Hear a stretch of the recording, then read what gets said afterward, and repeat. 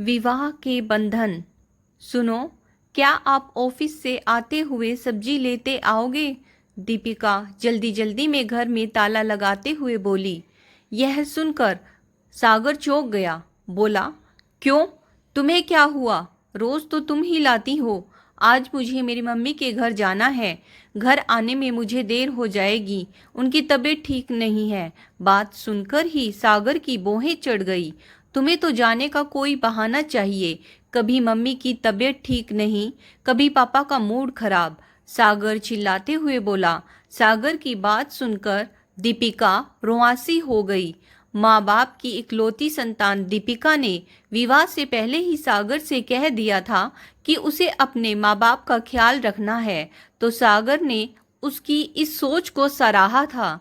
लेकिन अब जब भी वह मायके जाने का नाम लेती है तो सागर ऐसे ही रिएक्ट करता है। वैसे तो अब चुपचाप सागर की बात सुन लेती है, लेकिन आज उसकी बात दीपिका के मन को छू गई। अतः वह भी कड़क लहजे में बोली, ठीक है, अब मैं वापस घर नहीं आऊंगी, वहीं रह लूंगी। सागर ने दीपिका की बात को हल्के में लिया और उसे बस स्टॉप पर छोड़कर ऑफिस चला गया। दीपिका का मूड पूरी तरह खराब हो चुका था। सब जब उसके सामने रुकी बस जब उसके सामने रुकी तो वह अनमनी सी उसमें चढ़ गई, लेकिन घर जाने की बजाय अपनी सहेली सिया के पास चली गई। दरवाजे पर दीपिका को देखते ही सिया खुशी से उसके गले लग गई। उसके उदास चेहरे की ओर देखते हुए सिया बोली, सच सच बता, क्या हुआ? सागर से फिर झगड़ा हुआ क्या? नहीं यार, ऐसी बात नहीं है। दीपिका आंखें चुराते हुए बोली। अच्छा, तो अब तुम मुझसे बात छुपाओगी? सिया नाराजगी दिखाते हुए बोली। नहीं यार, तुझसे क्या छुपाना, तुझे तो सब पता है। हाथ पकड़ते हुए बोली। अच्छा ठीक है, तू बैठ, अभी आती हूँ, कहकर सिया किचन में चली गई। थोड़ी देर बाद चाय नाश्ता लेकर बाहर आई। दीपिका चाय नाश्ता कर चुकी तो सिया बोली, अब बता क्या बात है? क्यों इस खूबसूरत चेहरे पर 12 बज रहे हैं? क्या बताऊं यार, रोज रोज की चिक चिक से तंग आ गई हूँ। जब भी सागर से मम्मी के घर जाने की बात करती हूँ तो उसका पारा चढ़ जाता है।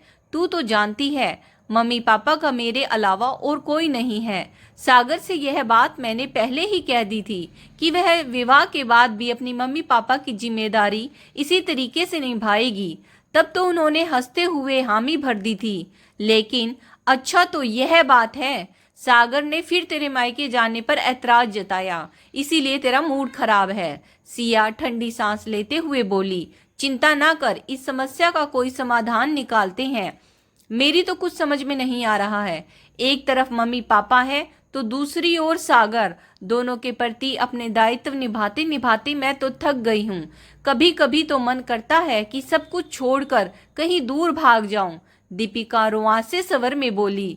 सिया कुछ सोचते हुए बोली, सही कह रही है तू, कुछ दिनों के लिए इन झमेलों से कहीं दूर चली जा। तब सागर को पता चलेगा कि बीवी घर में ना रहे तो कैसा महसूस होता है। क्या तुम मेरी बात से सहमत हो? तो दीपिका असमंजस में पड़ गई और बोली, और नहीं तो क्या, मैं कोई बात बिना सोचे समझे थोड़ी करती हूँ। सिया बोली, पर जाऊं कहाँ यार, यह भी तो समस्या है। कहीं जाने की जरूरत नहीं है, यही मेरे पास रह। राहुल पूरे 1 महीने के लिए अमेरिका गए हुए हैं। मैं घर में अकेली ही हूँ। दोनों सहेलियां मिलकर कॉलेज के दिनों की याद को ताजा करेंगी। चलिए, यही ठीक है, कुछ दिन मैं तेरे पास ही रहती हूँ। दीपिका राहत की सांस लेते हुए बोली। अभी सागर को इस बारे में कुछ नहीं बताना, उन्हें भी तो पता चले तेरी कीमत।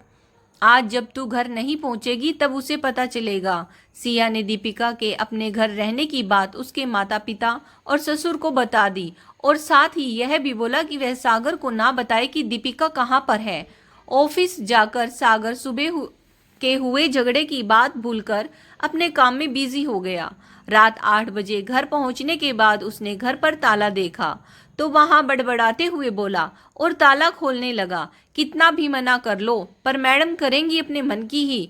मायके जाना बंद नहीं कर सकती, चाहे उसके लिए भले ही पति से झगड़ा मोल लेना पड़े। लेकिन जब 12 बजे तक दीपिका नहीं आई तो सागर को सुबह का वाक्य याद आ गया, साथ ही अपना डायलॉग भी याद आ गया। कि तुम वहीं क्यों नहीं रुक जाती। अब उसे अपने गुस्से पर गुस्सा आने लगा कि क्यों नहीं वह अपनी जुबान पर नियंत्रण रख पाता। अभी वह दीपिका को फोन करके ही सोच ही रहा था कि फोन की घंटी बज उठी। उसने रिसीवर उठाया तो उसके ससुर राकेश हैं। क्या बात है पापा जी, इतनी रात को फोन क्यों किया है? सागर चिल्लाते हुए बोला। बेटा जरा दीपिका से बात करवा दो, वह आज यहाँ आने वाली थी पर आई नहीं, उसकी तबीयत तो ठीक है ना? राकेश धीरे से बोले। अपने ससुर की बात सुनकर सागर घबराहट भरे स्वर में बोला, क्या दीपिका आप लोगों के पास नहीं गई? वह तो वहीं जाने वाली थी, अभी तक घर भी नहीं आई है। क्या कह रहे हो तुम? कहाँ चली गई है मेरी बेटी बिना बताए? राकेश जी रोंआसे स्वर में बोले, फिर रिसीवर रख दिया। अब तो सागर की हालत खराब हो गई। वह बराबर दीपिका को फोन करने लगा, लेकिन उसका फोन स्विच ऑफ आ रहा था। सुबह होते ही सागर सबसे पहले दीपिका के मायके गया। उसे लगा शायद दीपिका अपने मम्मी पापा के पास गई हो और उसे सबक सिखाने के लिए यह सब कर रही हो। लेकिन जब दीपिका वहां नहीं मिली तो वह निराश होकर उसके ऑफिस गया। वहां तो पता चला कि दीपिका तो लंच के समय ही ऑफिस से चली गई और आज ऑफिस भी नहीं आई। हताश सागर घर चला गया। पूरा दिन वह दीपिका की अच्छाइयों को याद करके रो रहा था और यह सोचकर कहीं नहीं गया कि शायद दीपिका घर वापस आ जाए। लेकिन सुबह से रात हो गई, दीपिका नहीं आई। दीपिका और सिया दोनों रात भर गप्पे मारती रही। दोनों देर रात सोई। सुबह डोरबेल की आवाज से दीपिका की नींद टूटी तो उसने देखा कि सिया गहरी नींद में सो रही है। दीपिका का मन उसे जगाने का नहीं हुआ। यह सोचकर दरवाजा खोलने चली गई कि दूध वाला आया होगा, लेकिन देखा कि दरवाजे पर 4 अजनबी खड़े हैं। उन्हें देखकर वह घबरा गई और जल्दी से दरवाजा बंद करने लगी। लेकिन इससे पहले कि उन चारों में से 2 ने दीपिका को दबोचकर गाड़ी में डाल दिया। जो दीपिका की आंख खुली तो उसने खुद को एक कच्चे घर में पाया। वह घबराई हुई इधर उधर देखने लगी, लेकिन उसे कुछ समझ में नहीं आया। दीपिका घबराहट के मारे रोने लगी। उसकी समझ में नहीं आ रहा था कि क्या करे, किससे बात करे। फिर चुपचाप किसी के आने की राह देखने लगी।